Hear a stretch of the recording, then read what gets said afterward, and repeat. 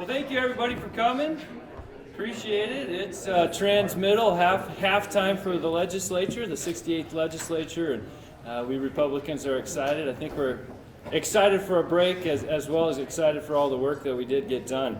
Montana voters sent us here to Helena to deliver on Montana priorities, and the House Republicans have started to do just that. We heard last summer, door to door, when we went door to door, that tax relief was a priority. Hardworking Montanans who set their alarm every morning, get up, work all those hard hours to fund state government, they deserve to keep more of that hard-earned money. At the end of each day, it's not the government's money, it's your money back home. Montanans overpay their taxes, and the House worked together to pass legislation early to provide financial relief for the people of Montana that are suffering from this high inflation and the high cost of living. Republicans are delivering on that commitment. I'm proud to say that we have more than $1 billion going back to over 460,000 hardworking Montana taxpayers. It provides relief for families, small business owners, farmers, ranchers, and the hardworking Montanans of today. I'm thrilled to tell you, each one of us, that this historic tax relief package is on its way to our governor's desk. Putting money back in Montana's pockets will help create more jobs and grow the local economy. Montana sent the Republican supermajority to Helena this session, and we are delivering to our constituents the income and property tax rebates that they deserve. We're also paying off $200 million or more of Montana's credit card. We still have our mortgage of our pensions, but we also are going to improve with $100 million that could turn into $800 million once we match that with federal dollars for maintenance on our state roads and bridges. I want to remind folks that our friends across the aisle, the Democrats, voted against this entire package of tax relief and road maintenance legislation. There's a lot of legislation to be excited about heading into Transmittal, and protecting our children has been paramount of importance to myself as well as the caucus. Republicans know that the world is becoming a more dangerous place for our youth, and we fought for parents' rights and the innocence of our future teachers, doctors, farmers, and even legislators. Kids need to be kids. Our children should be focused on the big sporting events and how to pass the algebra class. They should not be worried about how to deal with the bully or the pressures of the left to subtly or even overtly be sexualized.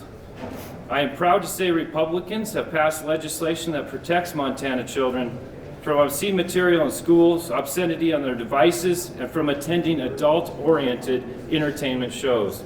Montana children are our most important resource. The Republicans believe that they should have the opportunity to remain children and free from bombardment of obscene material. The House understands that Montana has become a state for families fleeing from woke extremism. People are moving to Montana not just for the quality of life, but also for the quality of leadership. We have a lot more to complete this session. We know Montanans are counting on us to continue the momentum of the first 45 days of this legislative session, and we will finish that. Thank you. I'll turn it over to Speaker Pro Tem Knudsen. Good morning. As we find ourselves at Transmittal, we are proud to say there's a significant progress being made here in the Capitol for the state of Montana. Ensuring that Montana's Second Amendment rights are being preserved, we passed bills that prevent government discrimination against firearm companies and enhance an individual's right to carry. Montana was built on the right to bear arms, and we will continue to preserve that right.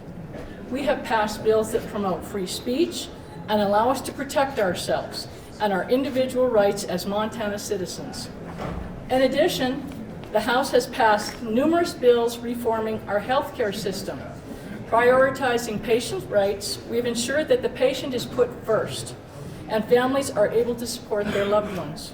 Healthcare provider rights have also been reformed, allowing the ability to decline certain services based on ethical or religious beliefs.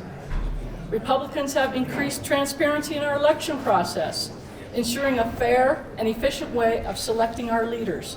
Not only have House Republicans passed numerous bills that build a better Montana, we've also blocked some bills that sought to allow abortion-inducing drugs, yes, in Montana schools. Every citizen of Montana deserves to have their lives and freedoms fought for, no matter what their stage of development.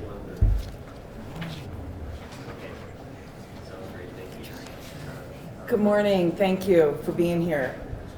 At Day 45, we've accomplished groundbreaking education reform, increased government accountability, and reduced taxes on Montanans. Montana's children and their families deserve the best quality education possible. Their opportunities should not be constrained by a zip code. The House has passed 2 pieces of legislation establishing charter schools in the state of Montana. Competition drives better performance, and by allowing school choice in Montana, Republicans are holding schools accountable and taking down barriers for Montana's youth. But accountability doesn't stop with schools. This session, House Republicans have passed legislation to restore fairness to our judicial system, return checks and balances to our state government, depoliticize state investment funds, and increase government reporting requirements. Republicans will always fight for good governance. In pursuit of keeping Montana, and a good limited government, Republicans have exempted more than 5,000 small businesses from the business equipment tax. By raising the exemption to $1 million of assessed market value, construction companies, farmers, ranchers, and many more businesses will be able to purchase more equipment, hire more workers, and grow Montana's local economy. We have expanded the list of eligible trade professionals that can take advantage of a tax credit and allow even more employers to receive an incentive for investing in their employees and industries. To close, House Majority Republicans are proud of what we have accomplished in the first half of this legislative session, but we still have a lot more work to do. Montanans sent us to Helena to pass their legislative priorities, and we will finish what we started when we return. We look forward to seeing you all after Transmittal, and I'll turn this over to Speaker Regier for questions. Thank you. Thank you, Majority Leader Vinton. So we're going to open up some questions. We've got all of our leadership here, as well as leadership from appropriations. So if you do have a few questions, if you guys aren't as tired as we are. I have a question for Representative Jones, if he'll yield. Come on up. Representative Jones, we saw Representative Cafero's bill to fully fund provider rates pass the House last night. That goes beyond what Section B did. I'm curious if you can speak to what the reasoning was to get behind that proposal, and if you think what the likelihood is that it will stay in the budget. So the reason to get behind the proposal was we feel all bills have merit and deserve to be heard. That bill will come down to appropriations. Section B approves under Chairman Keenan. It has done massive work on that area, and so that will be heard and debated in House Bill 2. Subsequent to that, there will be some discussion on Representative Cafero's bill. I have complete confidence that the work will be done. My preference always is in House Bill 2, but obviously we will take a look at all packages and ensure that our nursing homes and our providers are treated respectfully across Montana. But we're also going to ensure that as we're doing all of this, that our education system, our road system, everything is fair. And so pleased to see it there, happy to work with it.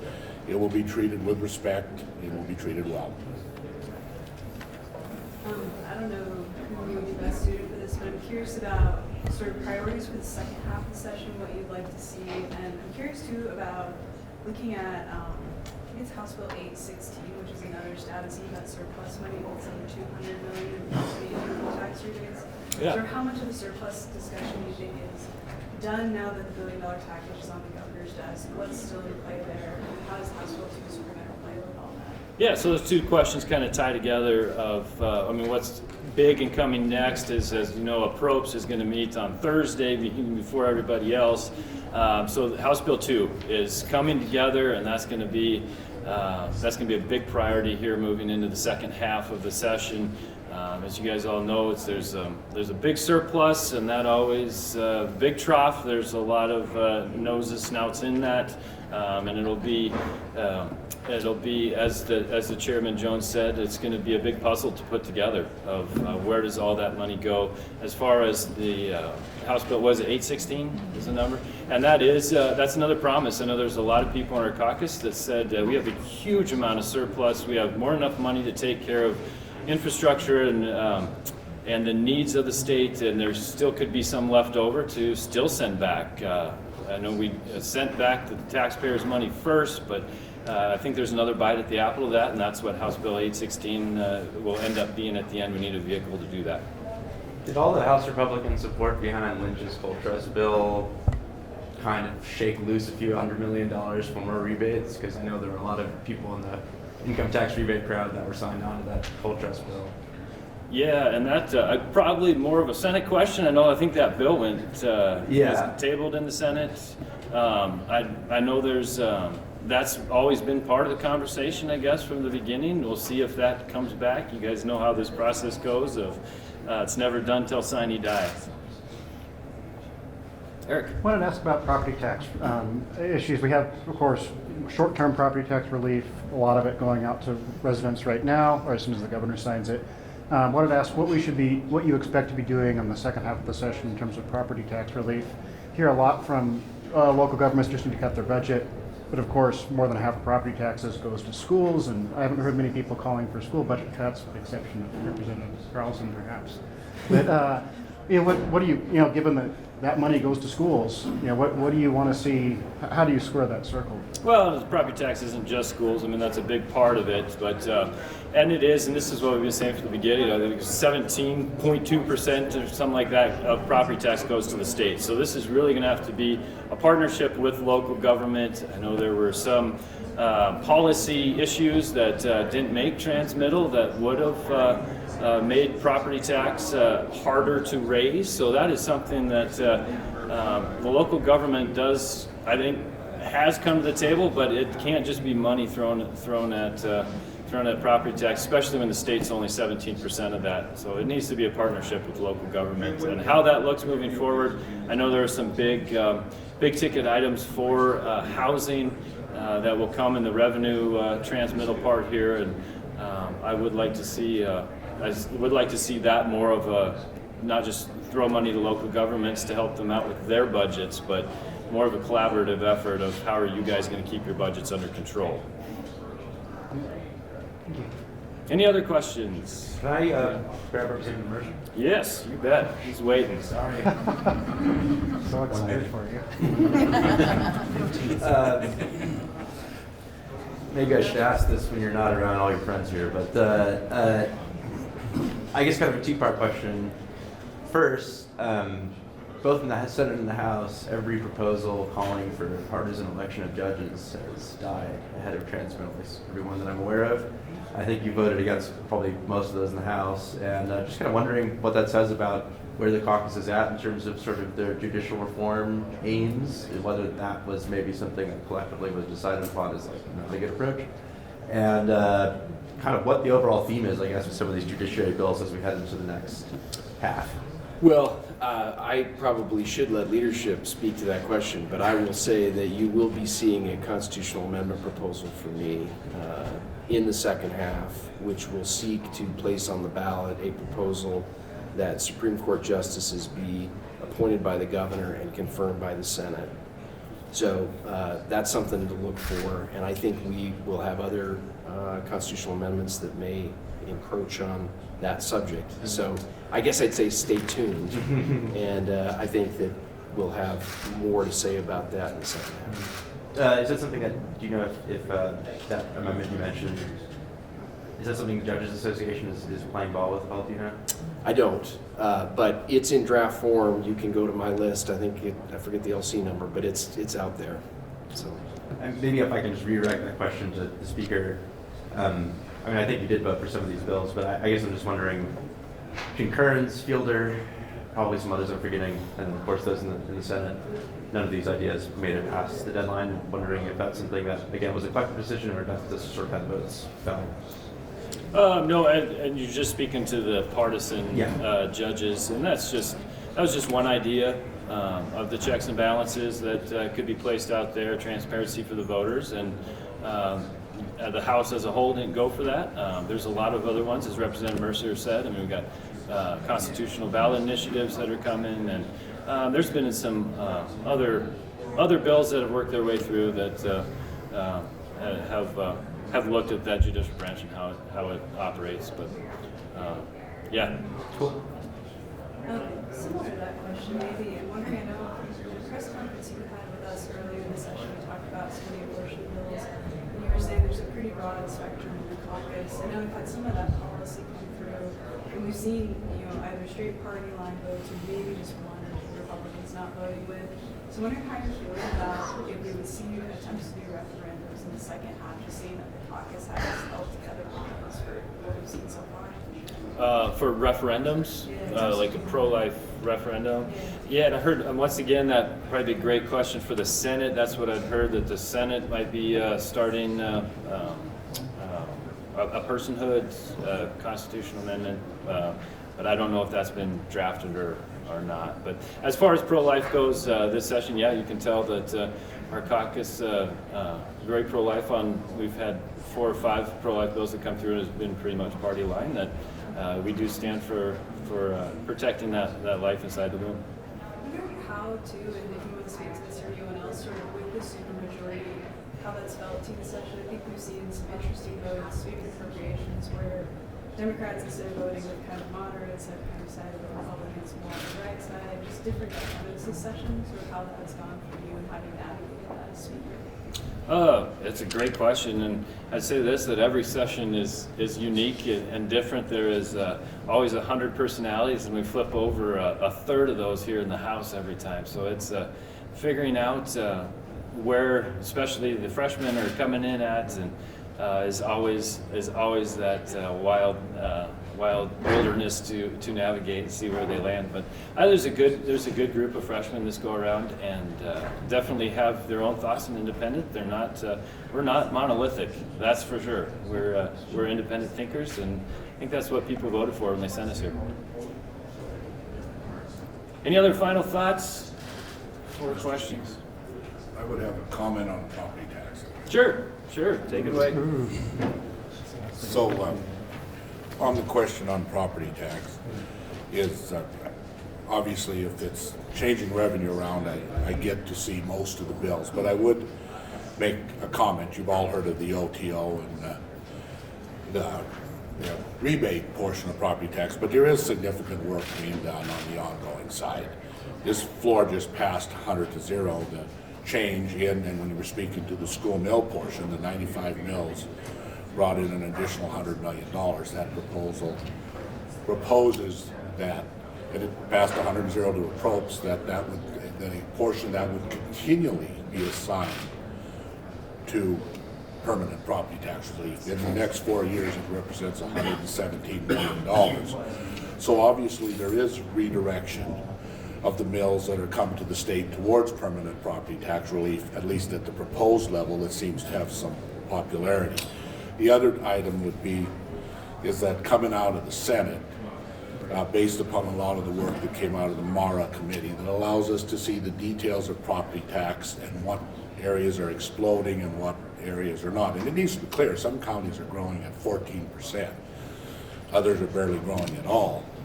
There's proposals coming to ensure that when some of these huge newly taxable explosions come to place, that some of this newly taxable will be redirected backwards, as it was likely promised when it came in, to buy down mills for everyone.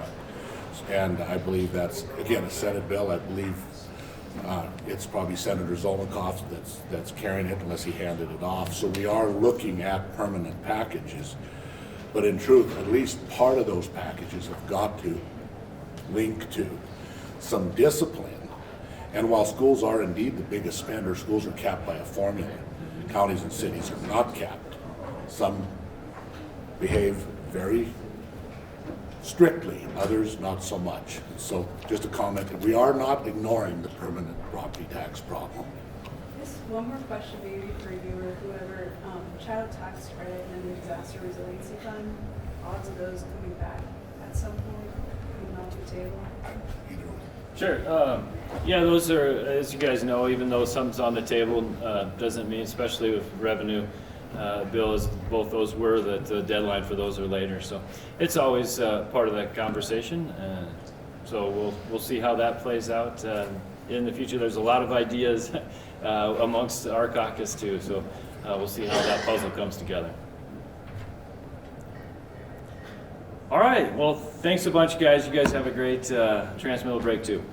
Thank you. Hope you get some rest.